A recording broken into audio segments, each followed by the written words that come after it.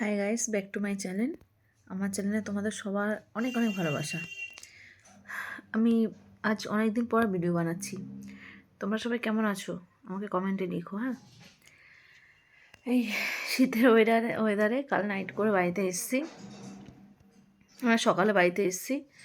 একটু ইচ্ছা করছে না যে আমি অন্য কোথাও কিছু কাজ করি বা কিছু, মনে হচ্ছে শুধু শুয়ে থাকি। মানে কেমন একটা লাগছে, ফিল ভালো লাগে না, খুব খুব শীত করছে। তো কম্বলের তলায় বসে আছি। তোমরা সবাই ভালো আছো?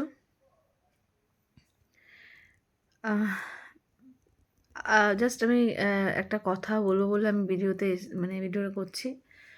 আজ আমি আসতে গিয়ে আমাদের বেলঘড়িয়া প্ল্যাটফর্মে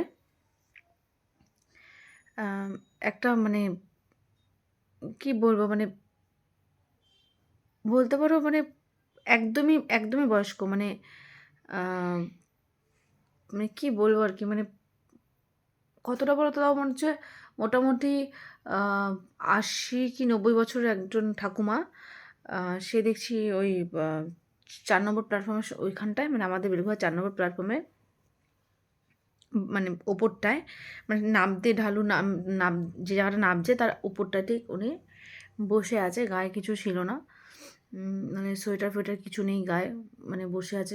উনি আমি ওনাকে জাস্ট যখন দেখলাম, আমি বললাম যে ওনাকে দেখে মনে হচ্ছে উনি খুব মানে মানে হয়তো একটা এডুকেটেড ফ্যামিলির কোনো একজন সদস্য হবে, হাইফাই ফ্যামিলিরই কেউ একজন হবে। বাট উনি হয়তো কোনো একটা কারণে উনি হয়তো ভারসাম্যহীন হয়ে গেছে বা কোনো সেন্স নেই, তার জন্য হয়তো ওখানে বসে আছে। তো আমি আসার সময় তার সাথে একটু কথা বললাম।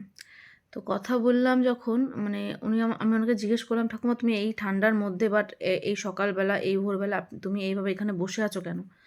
উনি আমাকে প্রথম কোয়েশ্চেন করলো যে তুমি কে, ওয়াই।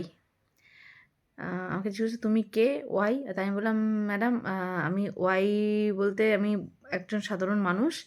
তো আমি আপনাকে সাধারণ মতেই জিজ্ঞেস করলাম যে আপনি এখানে এভাবে বসে আছেন কেন? আপনার কি কোনো প্রবলেম হয়েছে? তখন উনি আমাকে রিটার্ন বলছে তুমি আমার কোনো প্রবলেম সলভ করতে পারবে না, তাই তোমাকে আমার কোনো প্রবলেম বলে লাভ নেই। আমি বললাম যে দেখুন, আম, আমি হয়তো আপনার প্রবলেম সলভ করতে পারবো না, বাট আমি জানতে চাইছি যে কি আপনার প্রবলেম আছে, আপনি এখানে এরকমভাবে বসে আছেন ঠান্ডার মধ্যে, আপনি আমাকে বলতে পারেন। বলছে প্রথম কথা, আমি যখন ফোনটা বের করতে যাচ্ছিলাম, আমি ভিডিও করবো বলে ফোনটা বের করতে যাচ্ছিলাম, তো উনি আমার ফোনটা যে দেখেই বলছে তুমি কিন্তু কোনো ভিডিও করবে না, কোনো ফোনে কোনো কিছুতে তুমি কিন্তু আমার ভিডিও করবে না। আহ, যদি ভিডিও করো আমি কিন্তু এখান থেকে উঠে চলে যাব। তো বাধ্য হয়ে আমি আর ভিডিওটা করতে পারিনি। ভিডিওটা আমি ফোনটা আমি আবার ব্যাগে ঢুকিয়ে দিয়েছি। তাই বলছে না, আমি আপনার ফোন আমি আমি আপনার কোনো ভিডিও বানাবো না। তো বলছে যে কি বলতে চাও আমাকে বলো। তো আমি বলছি যে আপনি এইভাবে এখানে বসে আছেন কেন, তো আমাকে একটু যদি বলেন তো আমার ভালো হয়। এই ঠান্ডার মধ্যে আপনি বসে আছেন, আপনার কি কোনো সমস্যা হচ্ছে? প্রথমে হচ্ছে, তাও কিছু বলছে না, কিছুক্ষণ থেমে রইলো। তাই আমি বলছি ঠিক আছে, আপনি যখন আমার সাথে কথাই বলবেন না তাহলে আমি চলে যাচ্ছি। তখন আমি যখন রিটার্ন ব্যাক করে আসতে যাচ্ছি, তখন উনি আমাকে ডেকে বলছে এই দাঁড়াও মেয়ে। তাই আমি বললাম, আমি দাঁড়িয়ে গেলাম, হ্যাঁ বলুন। আমি ভাবলাম হয়তো এবার হয়তো কিছু বলবে, উনি হয়তো প্রথমে আমাকে খারাপ ভেবেছিল, তারপর হয়তো ওনার হয়তো কিছু একটা মনে হয়েছে, তাই উনি আমাকে আবার ডেকে বলল যে এই মেয়ে দাঁড়াও শোনো। আমি বললাম হ্যাঁ বলুন। তা উনি আমাকে প্রথমেই আমাকে বললো তুমি কি আমাকে 1 কাপ চা খাওয়াবে? তার মানে হ্যাঁ অবশ্যই, কেন খাওয়াবো না, চলুন আপনি। তো স্টেশনের পাশেই একটা চায়ের দোকান আছে, ওখান থেকে আমি চা নিয়ে ওনাকে আমি দিলাম যে নিন চা, আর কিছু চা, একটা চা আর একটা বিস্কুট দিয়েছিলাম। তো আমি বললাম আর কিছু খাবেন? বলছে না, আমি এখন এত সকালবেলা আর কিছু খাবো না। তুমি কোথায় থাকো? আমি বললাম যে আমি এখানেই থাকি, আমার বাড়ি এখানেই, একটু আগিয়ে আর কি, মানে 5-10 মিনিট যেতে হবে আরও হেঁটে। বলছে ও আচ্ছা। আমি হ্যাঁ, কেন আপনি কি আমার বাড়ি যেতে চাইছেন? বলছে না না, আমি কারো বাড়ি যেতে চাইছি না। আমি আমার নিজের বাড়ি ছেড়েই চলে এসেছি, আমি আবার কেন লোকের বাড়ি যেতে যাব? তাই আমি বললাম কী হয়েছে যদি এবার একটু বলেন তো ভালো হতো। বলছে, তখন উনি আমাকে বলল যে ওনার বাড়িতে কোনো একটা সমস্যা হয়েছে, হয়তো সেই সমস্যার জন্য উনি বাড়ি থেকে বেরিয়ে আসতে বাধ্য হয়েছে। তার সমস্যাটা আমি পুরো না শুনলেও কিছুটা যেটা শুনেছি সেটা হলো যে ওনার ছেলে বাইরে চাকরি করে, ঠিক আছে? বাইরে থাকতো। ওনার বাড়ি সোদপুর মহেন্দ্রনগর। উনি একটা এডুকেটেড ফ্যামিলির সদস্য। উনি সোদপুর মহেন্দ্রনগর গার্লস স্কুলের টিচার ছিল। তো সেই ক্ষেত্রে উনি রিটায়ার টাকাও উনি পেনশন পায়। আর দ্বিতীয়ত হচ্ছে ওনার ছেলে বাইরে থাকতো, বাইরে চাকরি করতো। তো ছেলে যখন এখানে এসছে, মানে ছেলে বাইরে বিয়ে করে নিয়েছে, বাইরে বিয়ে করে ওখানেই থাকতো। ছেলের ঘরে নাতি নাতনি সবাই আছে। তো যখন উনি কলকাতা ব্যাক করেছে 3 মাস হবে, ওনার ছেলে ব্যাক করেছে 3 মাস, অনলি ফর 3 মাস, 3 মান্থ। তো 3 মাসে ওনার ছেলে, উনি বাড়িতে যখন এসছে, ওনার ছেলের বক্তব্য যে ওই বাড়িটা ওর ছেলে বিক্রি করে দেবে। তা ওনার বক্তব্য, না, আমি বাড়ি বিক্রি করতে দেবো না, এটা আমার মানে শ্বশুরের ভিটা বাড়ি বা যেরকম একটা কিছু হয় না ফ্যামিলির, তো সেই ভিটা বাড়ি, তো এই বাড়ি বিক্রি করতে দেবে না উনি। তো ওনার ছেলে বউ মানে সবাই যেটা বক্তব্য যে এই বাড়িটা বিক্রি করে ওরা বাইরে চলে যাবে, যেখানে ওরা শিফট আছে সেখানে চলে যাবে, ওনাকে বৃদ্ধাশ্রমে দিয়ে। তো উনি বলছে আমি কোনো বাড়ি বিক্রি করব না, আমি কোনো কিছু করতে চাই না, আমি থাকবো না। আমি ওনার কাছে আমি বাড়ির দলিলপত্র সব দেখতে পেয়েছি।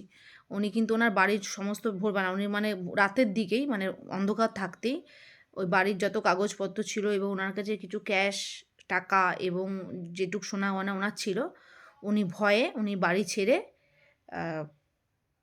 চলে এসছে, যে জানি ওনার উপর কোনো টর্চার করা না হয়। উনি ওখানে এসে এখন আছে। তো আমি একটাই বক্তব্য বলবো যে ওনার ছেলের হয়ে আমি মানে ওনার হয়ে ওনার ছেলেকে একটা কথা বলতে চাই যে জানি না আপনি কোন সেন্সে বাড়িটা বিক্রি করার কথা বলছেন, প্রথম কথা। দ্বিতীয় কথা হচ্ছে, আপনার মা এত রাত্রেবেলা বাড়ি থেকে বেরিয়ে গেল, আপনি কেমনতর ছেলে যে আপনার মা অত রাত্রে বেরিয়ে যাচ্ছে, আপনার কোনো কেয়ারনেস নেই, আর তারই বাড়ি বা তার শ্বশুরের বাড়ি আপনি বিক্রি করতে চাইছেন, এটা আপনার রাইট নয়। আপনি যদি পারেন, প্রথম কথা আপনার মাকে বুঝিয়ে আপনি বাড়িতে নিয়ে যান। আর দ্বিতীয়ত হচ্ছে, বাড়ি বিক্রি করার কথা ছেড়ে দিন, কারণ উনি একটা শখ, আজ না হোক কাল উনি তো আর সারা জীবন বেঁচে থাকবে না। তারপর আপনি যা ডিসিশন নেওয়ার আপনি নিতেই পারেন ওনার ছেলে হিসাবে। কিন্তু যতদিন উনি বেঁচে আছে প্লিজ এটা করবেন না, কারণ ওনারও একটা হয়তো কোথাও না কোথাও কষ্ট হচ্ছে, তার জন্য উনি অত রাত্রেবেলায় বাড়ি দলিলপত্র নিয়ে উনি বাড়ি থেকে বেরিয়ে আসতে বাধ্য হয়েছে। শুধু এটুকুই বলবো যে যত তাড়াতাড়ি পারুন, আমি তো দেখেছি জাস্ট ভোরবেলা, তো জানি না এবার উনি কতক্ষণ ওখানে থাকবে, হয়তো অন্য কোথাও চলে যেতে পারে। তো সেই ক্ষেত্রে শুধু একটাই কথাই বলবো, যদি ওনার ছেলের হয়ে, যে আপনি যত তাড়াতাড়ি পারেন আপনার মাকে একটু আপনি নিয়ে যান, কারণ এই রকম ওয়েদারে এরকম বাড়ির দলিলপত্র ওনার কাছে মোটামুটি অনেক টাকাই ক্যাশ আছে। তাও মোটামুটি আমি যতটুকু মানে উনি আমাকে দেখালো, কিছু টাকা ওনার কাছে আছে, অনেকটাই আছে, এবং ওনার কিছু সোনার জিনিসপত্র আছে। আর দিনকাল ভালো না, কেউ ওনাকে সেই জিনিসগুলো যদি নিয়ে নেয় ওনার থেকে কেড়ে কুড়ে, তো ওটা বাজে হবে। তো বাড়ির লোকের কাছে বলছি, রিকোয়েস্ট, আপনার বাড়ির লোককে আপনি এভাবে ফিরিয়ে নিয়ে যান, বুঝিয়ে নিয়ে যান যে এখন এসব কিছু করব না বা কিছু, যতদিন উনি বেঁচে আছে প্লিজ আপনারা এসব করবেন না। এইটুকুই বলে আমি ভিডিওটা এখানেই শেষ করছি। তো আমার ভিডিওটা যদি কারো ভালো লাগে তো আপনারাও শেয়ার করুন, কমেন্ট করুন, জানি উনি বাড়িতে খুব তাড়াতাড়ি পৌঁছে যায়। কারণ একটা বয়স্ক ঠাকুমা সে এরকম রাস্তায় এরকমভাবে শীতের রাত দিন, তারপর কার হাতে কী রকমভাবে পড়বে, জিনিসগুলো থাকবে কি না, তো সেই ক্ষেত্রে আপনারা যদি পারেন ওনার পাশে একটু হেল্প করুন, এটুকুই বলবো। নমস্কার।